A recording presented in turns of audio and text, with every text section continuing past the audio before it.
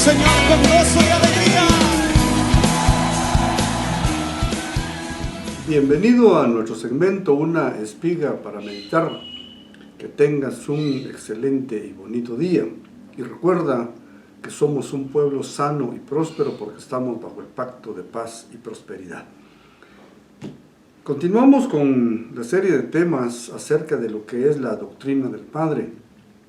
Hemos estado viendo algunos aspectos respecto a lo que es el Padre en los estudios anteriores. En esta oportunidad pues vamos a compartir algo también relacionado con la doctrina del Padre. En esta oportunidad quiero yo referirme a qué utiliza el Padre para poder engendrar en nosotros una nueva naturaleza. Ese ser interior que debe de ir desarrollándose en la medida en que nosotros lo permitimos. Porque después de la salvación, hermano, todo es por voluntad propia. Si yo quiero avanzo, si yo quiero me retraso, si yo quiero me desvío, es lo que se llama como el libre albedrío. Bueno, veamos entonces en esta oportunidad, en Primera de Pedro, capítulo 1, verso 23, dice así la palabra: pues habéis nacido de nuevo, habéis nacido una vez más, habéis nacido de un nuevo origen, habéis salido a la luz otra vez. Sí. No de una simiente corruptible, sino de una que es incorruptible, es decir, mediante la palabra de Dios que vive y permanece para siempre. Bueno, ¿qué es lo que hace Dios en nuestras vidas? Es hacernos nacer de nuevo. Este nuevo nacimiento, como lo vamos a ver más adelante, es un misterio. No podemos ver en el prójimo si ya nació de nuevo, a no ser por los frutos que se van a evidenciar. Pero mientras se evidencian los frutos, no podemos ver. No podemos juzgar y decir sí o no, porque es un misterio. Ya. Solo el que lo experimenta, el que lo está viviendo, puede dar testimonio de lo que está reflejándose aquella nueva naturaleza, aquel nuevo nacimiento. Para poder entrar entonces en ese proceso de llegar a ser hijos de Dios, el primer paso es el nuevo nacimiento. Como decía lo de otras versiones, nacer una vez más, nacer de un nuevo origen. ¿Por qué es necesario el nuevo nacimiento?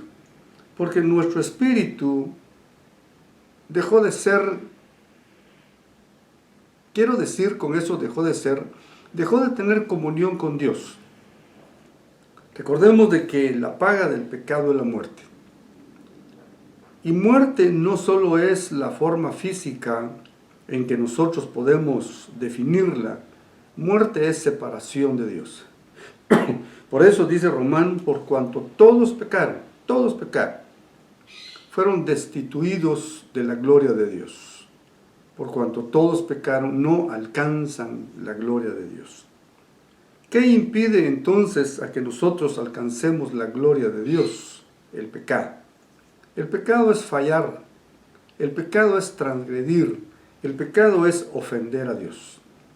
¿Ya? Entonces, el hecho de que yo falle en un objetivo, en un propósito de Dios, eso se llama pecado. ¿Ya? Y el pecado nos aparta, ¿sí? El pecado nos separa, el pecado nos impide alcanzar lo que Dios tiene para nosotros. Hubo un momento entonces, después de nuestro nacimiento natural, en que entramos a aquella etapa en donde se deja de ser inocente y entra otros factores, en donde aquel niño, por una actitud que transgredió el mandamiento de Dios, se murió su espíritu, fue apartado de la presencia de Dios. Hay un momento en que todos pecamos. En ese momento nos apartamos o nos apartan de la línea que conduce a Dios. Es necesario entonces, después de ese desvío, de esa imposibilidad de acercarnos a la presencia de Dios, el nacer otra vez. ¿Ya? No nacer naturalmente. Por eso decía Nicodemo en el diálogo que tiene con Jesús, es necesario que yo entre otra vez en el vientre de mi madre y volver a nacer de nuevo. Y el Señor le dice, no, no te estoy hablando de ese nacimiento. El nacimiento natural se dio una vez. El nacimiento espiritual es aquel que procede del Padre, procede de los aposentos de Dios. ¿Sí? Es un nacimiento de carácter espiritual. Es necesario entonces nacer de nuevo. ¿Qué es lo que utiliza Dios Padre para que nosotros nazcamos de nuevo? Dice que por medio de la simiente, por medio de la semilla de Dios. El término griego para semilla o simiente es esperma. Es esperma. ¿Ya? O sea que Dios tiene un esperma. Y el esperma, dice más adelante, es la palabra de Dios. Cada vez que sale una palabra de la boca de Dios, sale esperma, sale vida. ¿Sí? Esa vida que sale de la boca de Dios trae el propósito de engendrar en nosotros. Si Dios Padre entonces tiene un esperma que es la palabra de Dios, y es una palabra de Dios, dice que permanece para siempre. O sea, no se destruye. Por eso, hermano, un pequeño paréntesis. Cuando tú evangelizas, no necesariamente el efecto es inmediato. Puede tardarse años, ¿ya? Pero aquella palabra, aquel esperma que se ministró a aquella criatura, quedó guardada en su corazón. Y va a llegar un momento en que aquella palabra, aquel esperma que permanece para siempre, que es un esperma de vida, va a accionar. ¿Por qué? Porque, hermano, es necesario. Así como lo vemos nosotros en el sentido natural, de que para que un esperma engendre se necesita de un vientre fértil. ¿Ya? Entonces, aquel vientre recibe el esperma. El esperma engendra, el vientre concibe y se va formando aquel fruto por tiempo de 7 o 9 meses hasta que se da a luz. Si Dios tiene espermas, veamos entonces que nuestro corazón es el vientre y debe ser un vientre fértil para que toda palabra que viene de la boca de Dios cumpla su propósito en nosotros. El nuevo nacimiento entonces es el preámbulo a todo aquello grande, maravilloso que Dios tiene para nuestras vidas. Porque Dios no solamente nos va a dar el esperma del nuevo nacimiento, va a seguir ministrando esperma de su palabra, de la palabra de Dios, para que nosotros concibamos, ¿sí? Para que nosotros seamos engendrados, para que nosotros seamos cuidadosos con aquello que Dios engendra en nosotros y procurar llevarlo a un feliz término. Y el término es el periodo de un embarazo de carácter espiritual. Si los embarazos naturales, hermano, se da a luz a los 7 o a los 9 meses, y el producto final es un fruto, es el nacimiento de una criatura, es la manifestación visible de aquello que ha estado guardado por ese tiempo o por ese periodo que dura el embarazo. Veámoslo de una manera paralela, figurada con este ejemplo, lo que sucede en el embarazo de carácter espiritual. ¿Sí? Somos engendrados, concebimos y de ahí en adelante es nuestra responsabilidad, ¿sí? de cuidar, de mantener aquel embarazo para que al final dé el fruto. Y en ese fruto vamos a ver plasmado el propósito de Dios. Pueden ser embarazos de 7 meses o de 9 meses. ¿Ya? Pero es entonces la responsabilidad que cae en cada uno de nosotros de poder cuidar el embarazo. Porque el esperma de Dios es vida y permanece para siempre. La palabra de Dios es poder. Bien dice el libro de los Hebreos, porque la palabra de Dios es viva y eficaz. O sea, la palabra de Dios no falla. ¿Sí? Lo que Dios habla por medio de su palabra se cumple, porque es viva y es eficaz. Entonces, hemos nacido a una novedad de vida. ¿Qué se engendra en nosotros? Una nueva criatura. Es necesario nacer de nuevo. ¿Qué se engendra en nosotros? Se engendra a Cristo. Cristo se está formando dentro de nosotros. Hermano, como que yo pudiera decirte en esta oportunidad, estamos embarazados de Cristo. Por eso Juan el Bautista dice, es necesario que yo mengüe para que Cristo crezca. El apóstol Pablo dice, ya no vivo yo, mas Cristo vive en mí. ¿Sí? La palabra entonces que se nos engendra, ese esperma, hermano, es Cristo. Estamos embarazados de Cristo. Y va a llegar el momento en que nosotros demos a luz a Cristo. En ese instante seremos semejantes a Cristo. Es ahí donde se da el proceso de la adopción, que vamos a estudiar un poco más adelante. ¿Qué es entonces el medio que Dios Padre utiliza para el nuevo nacimiento? Es su esperma, es la palabra de Dios. ¿Ya? Entonces, una de las formas que Dios utiliza para poder hacer que nosotros seamos engendrados, para aperturarnos en esa novedad de vida, es su esperma, es la palabra de Dios. Veamos Marcos capítulo 4, del 26 al 29, y dice así la palabra. Decía también, el reino de Dios es como un hombre que echa semilla en tierra. ¿Sí? Veamos a la tierra como figura de nosotros, y veamos la semilla como la palabra de Dios que nos es ministrada, que lleva el propósito de engendrarnos. Dice, y aquel hombre se acuesta y se levanta, de noche y de día, y la semilla brota y crece, ¿cómo? Él no lo sabe.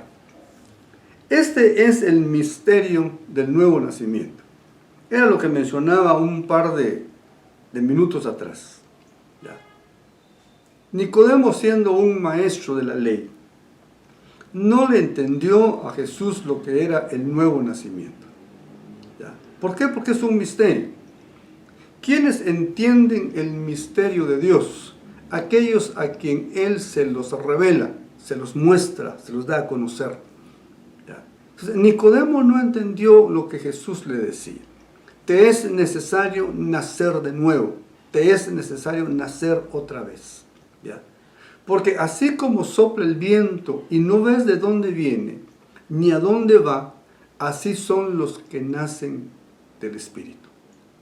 Es el nacimiento espiritual. ¿Ya? Lo que nosotros debemos de hacer, hermano, es después de recibir la palabra de Dios que nos engendra la vida, es estar atentos. No sabemos qué se está dando allá dentro de nosotros. ¿Sí? Algunos en el principio no entendíamos lo que nos estaba sucediendo. Nuestro deseo de estar en comunión con Dios, nuestro deseo de no ofender, de no transgredir, de no desobedecer, de no rebelarnos a la palabra de Dios. Aquel deseo profundo como un temor reverente hacia Dios, que hermano no queríamos ya más pecar, no queríamos ya más fallar.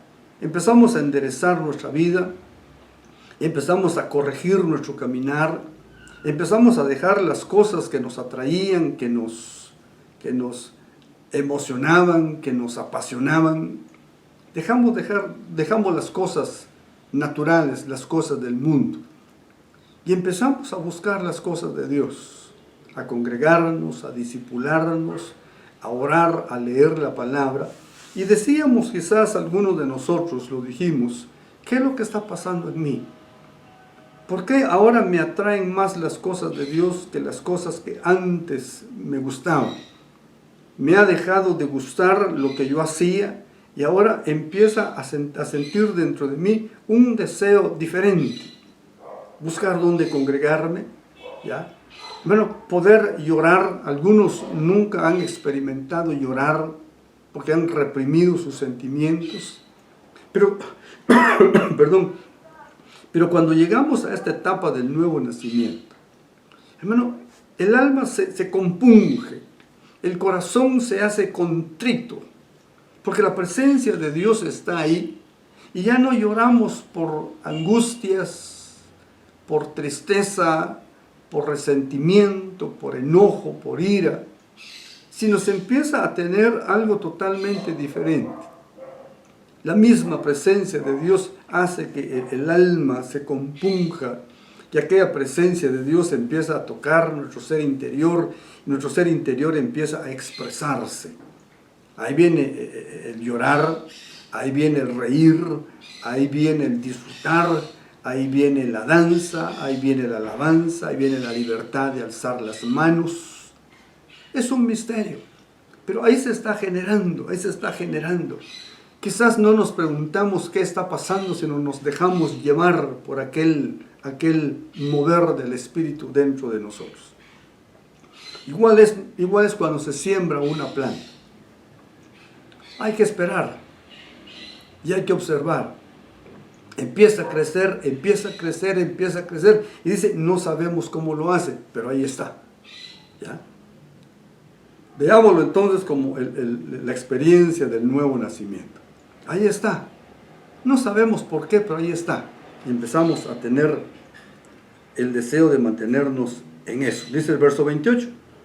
La tierra produce fruto por sí misma. Bueno, primero la hoja, luego la espiga y después el grano maduro en la espiga.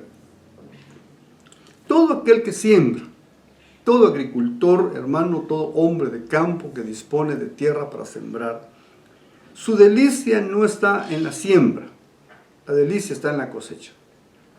Porque, hermano, la cosecha viene a ser el reflejo de un trabajo. Es el fruto que recompensa el trabajo que se ha hecho. Veamos entonces que fuimos nosotros engendrados por el esperma, por la semilla de Dios. Nosotros concebimos aquella semilla. Y aquella semilla dentro de nosotros empieza a tener un crecimiento, un desarrollo. Primero las hojas, luego que crece, luego que da su espiga, y aquella espiga madura como un fruto. ¿Ya? Entonces, ese nuevo nacimiento tiene un recorrido, que es, hermano, culminar ese espacio, ese recorrido, en dar fruto.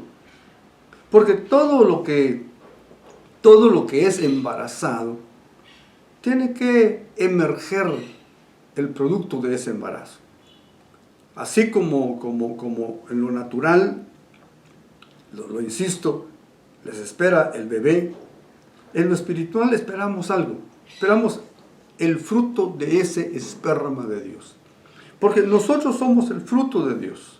Vamos a estudiar en el próximo estudio de que nosotros somos unas primicias de Dios. Él quiere que seamos primicias. Él quiere que seamos los primeros frutos, o que demos el primer fruto como producto del engendramiento de esa semilla, de esa palabra de Dios en nosotros. No observamos cómo se desarrolla, pero al final vemos el resultado.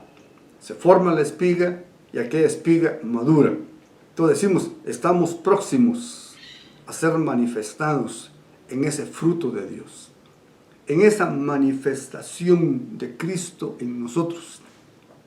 Cuando nosotros, hermano, tengamos la semejanza de Cristo, Él nos va a llamar hermanos, dice la palabra, y no se avergonzará de hacerlo. Seremos hermanos de Jesús. ¿Por qué? Porque somos semejantes. Somos semejantes. Él el único en su género, y nosotros como una derivación de Cristo, que lo procura, hermano, la palabra de Dios, este esperma que está en nosotros. Dice el verso 29, y cuando el fruto ya maduro lo permite, él enseguida mete la hoz porque ha llegado el tiempo de la cosecha, el tiempo de la siega. Entonces, hermano, va a llegar el momento de la cosecha. Ojalá que sea en el menor tiempo posible. La Biblia nos menciona 3 clases de cosecha. Primero son las primicias, que son los primeros frutos. Son aquellos que se apresuran o se adelantan en tiempo con relación a todos los otros, a todos los demás. Estas primicias son los primeros frutos. Después de que se cosecha los primeros frutos, viene lo que se llama la cosecha. Ahí está toda la cantidad de la cosecha. Y lo que queda al final se llama rebusco o picholeo. Entonces la Biblia nos menciona de que las primicias eran llevadas a la casa de Dios. La cosecha, que es la mayor cantidad de espigas maduras, cortadas, iban a los graneros. Y lo que quedaba, dice que era para la viuda, el pobre, el huérfano y el forastero. 3 tipos de cosecha, cada una en un lugar diferente, específico. Primicias a la casa de Dios, cosecha a los graneros, y el rebusco quedaba como descarte de todo lo que llegaba o de todo lo que se producía. ¿Hacia dónde entonces nos dirigimos? A ser cosechados, a ser cegados. Cuando la hoz se meta, hermano, es porque la espiga llegó a su punto de madurez. Espigas que pueden ser primicias, espigas que pueden ser cosecha o espigas que pueden ser rebuscos. ¿Cuál es entonces, en síntesis, el propósito del nuevo nacimiento? Es llegar a que nosotros seamos fruto maduro. Y dentro de los frutos maduros, primicias, cosecha o rebusco. Bueno, voy cerrando el tema. Esdras, capítulo 9, verso 2, dice así la palabra: sino que han tomado mujeres de entre las hijas de ellos para sí y para sus hijos. Oye, y el linaje santo se ha mezclado con los pueblos de las tierras. Es más, la mano de los príncipes y de los gobernantes han sido la primera en cometer esta infidelidad. ¿Cuál es el riesgo que se corre mientras nosotros llegamos a dar fruto o a estar maduros? A que el linaje se puede mezclar. Aquello que se engendró en nosotros es linaje puro, es simiente santa, es simiente incorruptible.